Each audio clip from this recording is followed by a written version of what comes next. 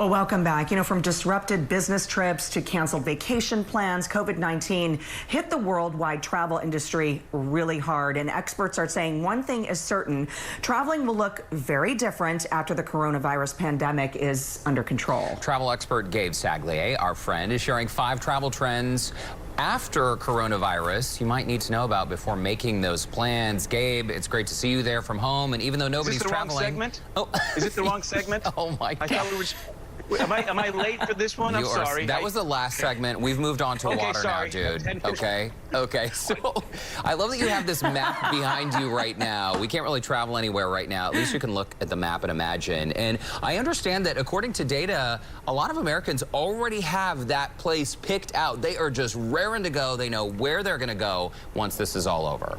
Yeah, I think the reality is that plans may change, and the travel industry is okay with that. So you're seeing some unprecedented flexibility moving forward. So if you do change your plans and need to cancel that flight, you will at least get a credit on that flight. Hotels, cruise lines, there's a lot of flexibility. But yeah, most people have established where they want to go. Most of it looks like it's going to be a drive. Most people are using their personal car for their next trip. So anywhere 1, 2, 3 miles away from Houston is probably where most folks are looking to go. It's a little safer, it's a little easier to control, it's more affordable. So that's the first trip we're going to do, I think. It looks like it's going to be that road trip. It's going to be a pretty big boon, I think, for road tripping over the next several weeks.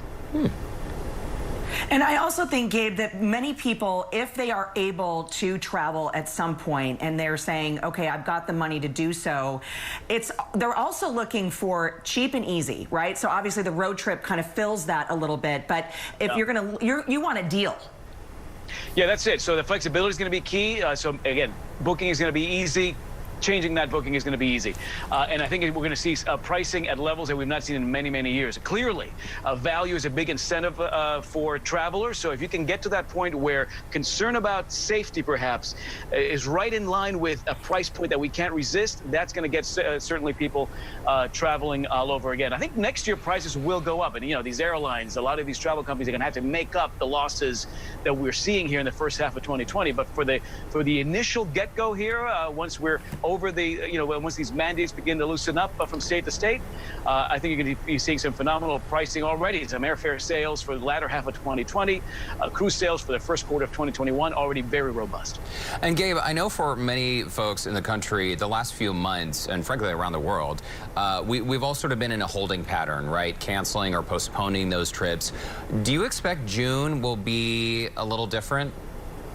I think June is going to make a lot of us feel safer about planning that trip. I think a lot of us are on hold now, but I think what happens is in June we're starting to see the reopening of a lot of recognizable destinations, landmarks. The first week in June, many European destinations like Italy, Portugal are starting to open themselves up. A lot of that initially to other EU travelers, but the fact that we're seeing the Italys and the Portugals and the Spains beginning to open back up without these sort of mandatory quarantines, that's a good sign. Here in the States, Vegas opens up next week. Today, Disney World announced a July 11th opening there in Orlando. So I think June all of a sudden presents a move forward, and I think it's going to help a lot of us start to really think about making plans to visit some destinations that we've been dreaming about for the last couple of months. Yeah, and whether that's domestic or, international, I think the domestic one will trump that, obviously. But let's talk, you mentioned this just a little bit ago about cruises relaunching. This was the year that, unfortunately, my family and I decided to take a cruise for spring break. Clearly, that didn't happen. But, for the avid cruiser, when are we going to see this kind of open up again, that we're going to be okay to cruise? Well, I think the avid cruiser, now about 16–17% of the U.S. population would consider themselves avid cruisers, taking multiple cruises within a year.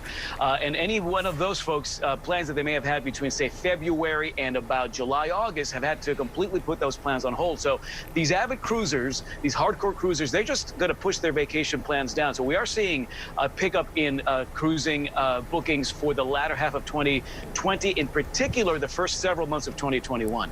So those are going to be the folks that will help sort of buoy the industry. Now, It's still dealing with an image issue. I think that the big goal for 2020 from the industry before COVID was to kind of really attract the new to cruise. Those of us who maybe don't cruise at all or have done maybe one or two in the past, that's going to have to wait a little while. So I think the dependence is going to be on those really hardcore cruisers who just are ready to cruise. They're ready to welcome those new safety protocols, but they're going to set sail, and I think we'll start to see some really aggressive promotions from the cruise lines, price points that are going to be eye-popping as a way to try to really get people who might be on the fence to jump on board.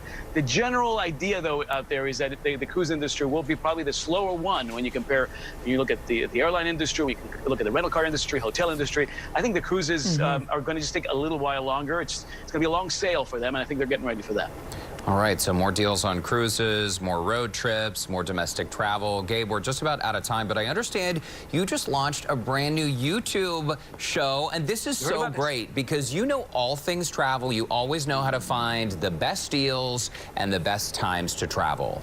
Well, that's very nice of you to mention. Yes, it's the Gabe Saglie show. This is a quarantine show. I'm like, what am I doing with my kids while we're hunkered at home? My 12-year-old is the editor. My 14-year-old does research. My 5-year-old does set design. So a very homegrown, low-frills show, but I'm speaking with folks who are really tapped into what's happening later on in the next couple of months in the entertainment industry, travel to places like Sonoma, Ireland.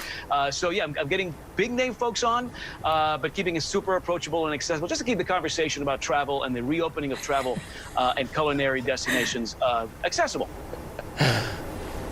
Gabe, we miss seeing you in studio, but cheers to you, my friend, and your family. I hope you guys are staying safe. Clearly, you're well hydrated, so we don't have to worry about that, but hopefully we'll see you soon. You bet. I can't wait. Visit Thanks, guys. With, yeah, us too. And visit our website to be connected with Gabe and more on that YouTube channel. Gabe, thank you. We'll see you soon, bud. Awesome. Thanks, guys.